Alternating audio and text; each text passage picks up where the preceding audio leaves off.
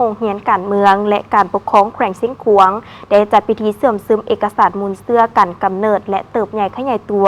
ของสหพันธ์กรรมบาลลาวครบรอบ 70 ปีและเอกสารสรุปถอดถอนบทเรียนผู้คุ้มครองบริหารโรงเรียนการเมืองและการปกครองนครหลวงและบรรดาแขวงประจำปี 2025 และทิศทางแผนการปี 2026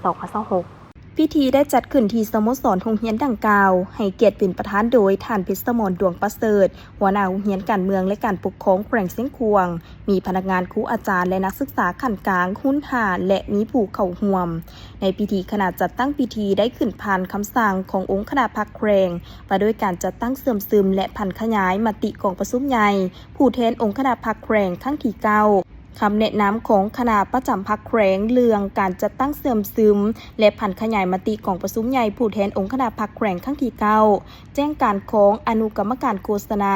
ปลุกระดมขบวนการเรื่องเพิ่มทวีการนำพาซี่น้ำของคณะพรรคแต่ละขั้นต่อกับการเสื่อมซึมบรรดาเอกสารเกี่ยวกับการเลือกตั้งสมาชิกสภาแห่งชาติสุดที่ 10สภาประชาชนแขวงสุดที่ 5ติดพันกับการจัดตั้งปฏิบัติแจ้งการและแจ้งการของสหพันธ์กรรมบาลแขวงดังนั้นท่านวันศรีทองมณีวงศ์หัวหน้าแขนงวิชาการก็ได้ขึ้นผ่านเอกสารมูลเสื้อการกำเนิดและเติบใหญ่ขยายตัวของสหพันธ์กรรมบาลลาวครบรอบ 70 ปี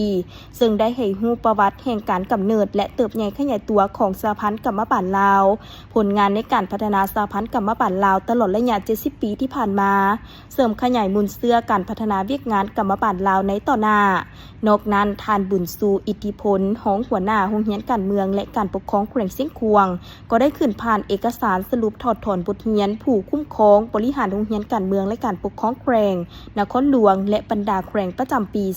2025และทิศทางแผนการปี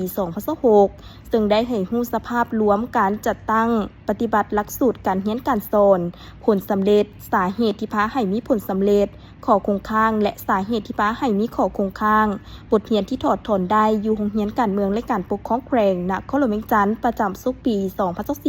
2024-2025ทิศทางและคาดหมายสู่สนในการจัดตั้งปฏิบัติหลักสูตรการเรียนการสอนทิศทางรวมการจัดตั้งปฏิบัติหลักสูตรการเรียนการสอนทิศทางละเอียดแต่ละด้านคาดหมายสู่สนการจัดตั้งปฏิบัติหลักสูตรการเรียนการสอนประจำสุกปี 2025-2026วิธีการจัดตั้งปฏิบัติในตอนท้ายประธานได้มีคำเห็นโอ้ล้มต่อพิธีท่านได้เน้นหนักให้พนักงานครูอาจารย์และนักศึกษาต้องกลับให้ได้บรรดาเนื้อในหลักของบรรดาเอกสารที่ได้เสื่อมซึม